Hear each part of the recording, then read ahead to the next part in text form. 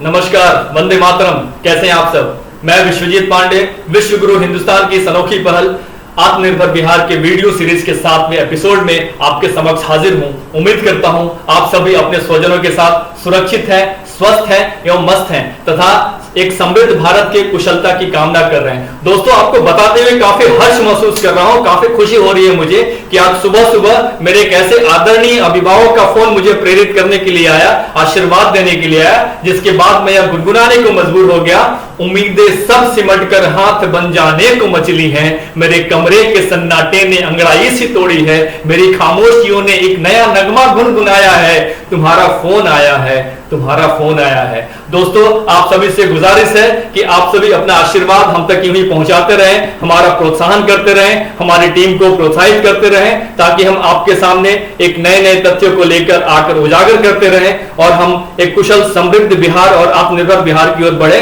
और उसके फलस्वरूप एक अपने हिंदुस्तान को विश्व गुरु का खिताब दिला पाए। जी हां, आपको याद दिला दूं कि कल हमने पढ़ा था कि किस तरह से बिहार के प्राथमिक शिक्षा में, प्राथमिक विद्यालयों में शिक्षकों की नियुक्ति में किस तरह के सुधार की आवश्यकता है। हमने यह भी पढ़ा था कि मिड डे मील के मिसमैनेजमेंट को किस तरह से दूर किया जा सकता है। हमने यह भी पढ़ा था कि आरक्षण स्कॉलरशिप में किस तरह से बाधक है और टैलेंट्स को किस तरह से हतोत्साहित करती है। जी हां, हमें यह समझने की आवश्यकता है और कल सारे तथ्यों को जानने के बाद जिस तरह से आपका आदेश हमारे पास आया है, जिस तरह से आपने अपना प्यार हम तक पहुंचाया है, उससे वाकई हमारी टीम का उत्साह दुगुना हो गया है। दोस्तों, आज हम अध्ययन करने वाले हैं शिक्षा में नैतिकता एवं शिक्षा का राजनीतिकरण।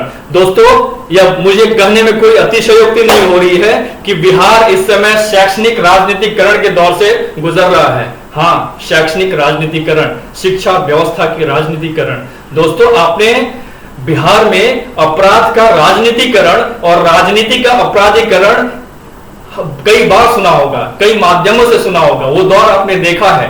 परंतु आज मैं आपको ऐसे तथ्य से रूबरू करा रहा हूं जिसका नाम है बिहार में शिक्षा का राजनीतिकरण और जिसका नतीजा है कि शैक्षणिक मूल्यों का पतन होना, उसका दिन प्रतिदिन गिरते जाना। आपको यह जानकर हैरानी होगी, आप यह जानकर स्तब्ध रह जाएंगे कि गुणवत्तापूर्ण शिक्षा तत्कालीन समाज में एक दिवा स्वप्न और कपोल कल्पना मात्र ही रह गया है। जी हां, जहां एक और शिक्षा का बाजारीकरण हो रहा है, वहीं शिक्षकों को भी अपने नैतिक जिम्मेदारी का भान नहीं हो रहा है। सरकारी विद्यालयों में कार्यरत शिक्षकों में अधिकांशतः वे अपने नैतिक कर्तव्यों का शून्य है, उनके नैतिक कर्तव्यों का ज्ञान ही शून्य है। वे सिर्फ विद्यालय आना, हाजिरी बनाकर अपने दायित्वों के बोझ से स्वयं को मुक्त कर लेने को ही शिक्षकों का नैतिक कर्तव्य निर्वहन समझते हैं, क्योंकि उन्हें लगता है कि उनके शारीरिक और मानसिक परिश्रम का शोषण हो रहा है। अतः उनमें निराशा का पनपना स्वाभाविक गुण माना जा सकता है।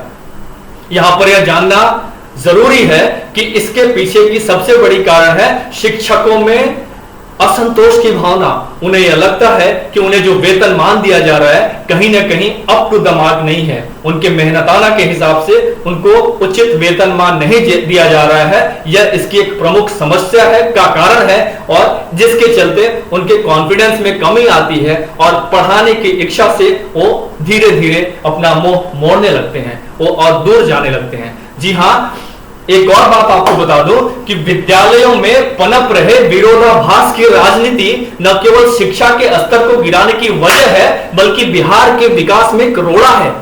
जहां शिक्षा के क्षेत्र में सरकार इतने बड़े पैमाने पर खर्च करती है, उसका अर्धांश भी अगर विद्यालयों में कार्यरत शिक्षकों और विद्यार्थियों के ज्ञानात्मक स्तर को सुधारने में लगा दे, तो वह दिन दूर नहीं है कि बिहार पुनः अपनी खोई हुई शिक्षागत शाख को प्राप्त कर सकता है। यहां ध्यान देने की जरूरत है, इस पे हमें सरकार को बताने की जरूरत है, व्यवस्था और संबंधित अधिकारियों को बताने की जरूरत है। और इतना ही नहीं, शिक्षकों को चाहिए कि विद्यालय और छात्र छात्राओं के प्रति अपने नैतिक जिम्मेदारी को जाने, उसी के अनुरूप ही अपने कर्तव्य का निर्वहन भी करें। इसी तरह से शिक्षा के क्षेत्र में अभूतपूर्व परिवर्तन हो सकता है। बहरहाल शिक्षा और शिक्षकों की स्थिति पर आए दिन व्याख्यान और भाषणों का दौर आपसे छुपा हुआ नहीं है। आप यह समझते हैं कि आए दिन कितने तरह के व्याख्यान और कितने तरह के सेमिनार और कितने तरह की संगोष्ठियां आयोजित होती है जहां पे इसमें लंबे चौड़े ज्ञान दिए जाते हैं। परंतु हम सबको यह जानना होगा कि यहाँ पे शिक्षक ना तो पढ़ाना चाहते हैं और ना ही बच्चे पढ़ना चाह रहे हैं। मैं फिर से रिपीट कर दूं, शिक्षकों में अपने कर्तव्य बोध इस तरह से कम दिख रहा है कि वो ना ही पढ़ाना चाह रहे हैं और ना ही विद्यार्थी पढ़ना चाह रहे हैं। ध्यान रहे, इस पूरी प्रक्रिया में सरकार और व्यवस्था बाद में आती है। पहले इसके 3 पक्ष होते हैं। पहला पक्ष होता है अभिभावक, दूसरा पक्ष होता है विद्यार्थी और तीसरे पक्ष होते हैं शिक्षक गुरुजन। इन तीनों के कर्तव्य बोध की अगर हम बात करें, इन तीनों के कर्तव्यों की बात करें, इन तीनों के दायित्वों की अगर बात करें, तो आप सब मेरे इस बात से सहमत होंगे कि अभिभावक का दायित्व है कि विद्यार्थी को समय से उसके विद्यालय पहुंचा देना। पुनः रिपीट करूं, अभिभावक का दायित्व है समय से विद्यालय के समयानुसार अपने बेटे बेटियों को जो शिक्षा ग्रहण करने जाते हैं उनको ससमय उस स्थान पर उस विद्यालय में पहुंचा देना जहां पे उनको ज्ञानार्जन करनी है। दूसरा रोल आता है विद्यार्थी का। विद्यार्थी को मानसिक रूप से उस विद्यालय में उस पाठशाला में अपने आप को समर्पित करना, अपने आप को रखना। लेकिन अहम जिम्मेदारी आती है तीसरे पक्ष की, जो कि सबसे बड़ी जिम्मेदारी है। जी हां, मैं गुरुजनों की बात कर रहा हूं, मैं शिक्षकों की बात कर रहा हूं। यह उनकी जिम्मेदारी बनती है कि उन तमाम विद्यार्थियों को जो उस दिन कक्षा में हाजिर हैं, उन सब के बीच में यह क्यूरियोसिटी डेवलप कर देना कि अगले दिन समय पर वे पुनः उस कक्षा में हाजिर हो जाएं, मानसिक रूप से उस कक्षा में रहें। उस इंटरेस्ट क्रिएशन के दौर में कहीं न कहीं शिक्षक पीछे रह जाते हैं। उन्हें यह बताने की जरूरत है, उन्हें यह आवश्यकता है कि वे अपने अपने स्किल्स को निखारें। उसके लिए अपने अपने संबंधित अधिकारी से संपर्क करें या अपने स्तर पर अपने स्किल को निखारेंगे तो यह उनकी धरोहर होगी। जी हां, हमारे आपके सिर पिटने से क्या होगा, यह सोचकर बुद्धिजीवी वर्ग भी अपना पल्ला झाड़ देना ही उचित समझते हैं। अभिभावकों की बात करें तो उनको तो इस बात की चिंता ही नहीं है, या यूं कहें, दूसरे शब्दों में अगर कहें तो शिक्षा रूपी अंगीठी पर राजनीतिक रोटी हर कोई सेकने में लगा है। फर्क इतना है, कोई दोस्त बनकर दगा दे जाता है, कोई दूर बैठा दुश्मनी निभा लेता है। आश्चर्य तो तब दुगुना हो जाता है जबकि हमदर्द में हाथ पकड़ने वाला ही अक्सर बीच भंवर में डूब जाता है। आखिर शिक्षक अपनी स्थिति से छुटकारा पाने के लिए न स्वयं के प्रति न्याय कर पाते हैं और न ही उन विद्यार्थियों के प्रति वो संवेदनशील होते हैं जिनके कल्याणार्थ उन्हें सृजित किया जाता है। अब यह बात समझना आवश्यक हो जाता है कि निष्ठुर सरकार है, तंत्र है, समाज है या राजनेता है।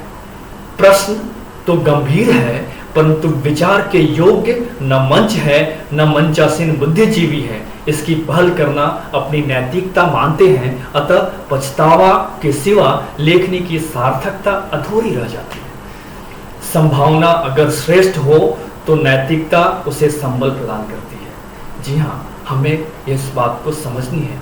यहाँ पे एक और तथ्य उजागर हुआ है कि बिहार के शिक्षक, मैं बिहार के तमाम शिक्षकों की बात कर रहा हूँ, राजनीतिक रूप से उलझे हुए हैं।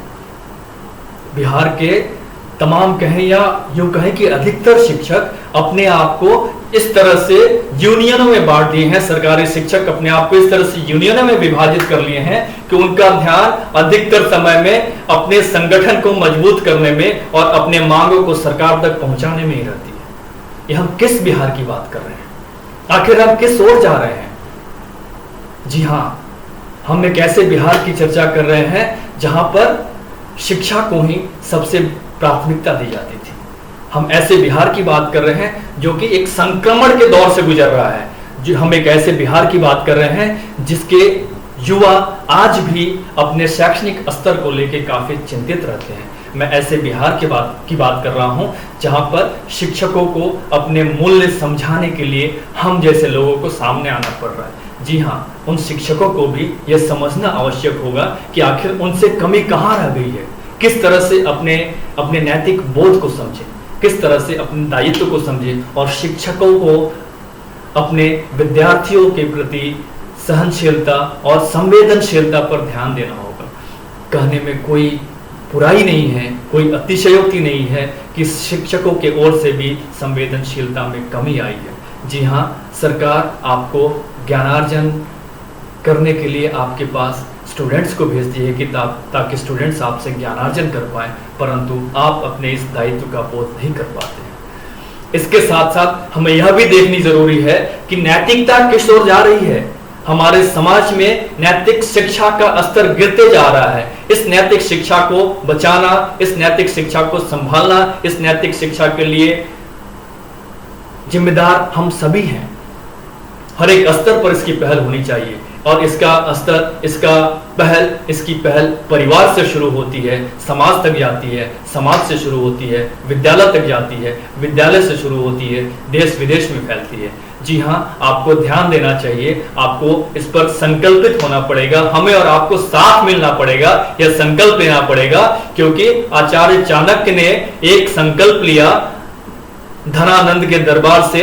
जब उन्हें निकाला गया, जब उन्हें धक्के मार के निकाला गया, तो उन्होंने संकल्प लिया कि जब तक मैं इस धनानंद के विचार को और इसके साम्राज्य को बर्बाद नहीं कर दूंगा, तब तक मैं अपना शिखा नहीं बांधूंगा। जी हाँ, मैं एक ऑप्टिमिस्टिक पर्सन के नाते मेरा दिल यह बार बार बोल रहा है, मेरी आत्मा यह बार बार बोल रही है कि यह साल हमारी किस्मत में कुछ नए सितारे टांकेंगे, ये साल हमारे किस्मत को कुछ नए नजर से आंकेंगे।